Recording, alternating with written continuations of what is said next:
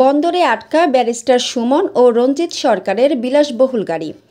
শুল্কমুক্ত সুবিধায় আনা বিলাসবহুল 50টি গাড়ি আটকে আছে চট্টগ্রাম বন্দরে।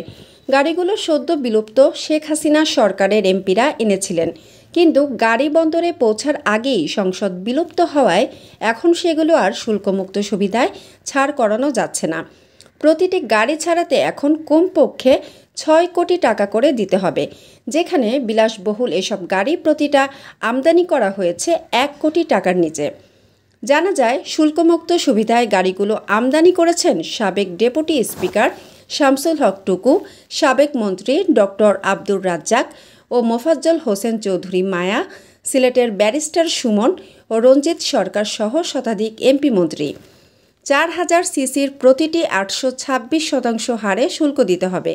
চট্টগ্রাম কাস্টমস হাউজের কমিশনার মোহাম্মদ ফাইজুর জানান, আইন অনুযায়ী এমপিরা শুল্কমুক্ত সুবিধায় গাড়ি আনতে পারবেন, তবে 6 আগস্টের পর কোনো গাড়িতে তো আর সেই শুল্কমুক্ত সুবিধা থাকার কথা নয়। মানসম্মত হাঁস ও মোরগের চাহিদা পূরণ করতে আল আমিন হালাল লাইফ পোল্ট্রি রয়েছে আপনারই পাশে। আমরা হাঁস, মোরগ, কবুতর, কোয়েল, টার্কি ও খরগোশ পাইকারি মূল্যে বিক্রয় করি।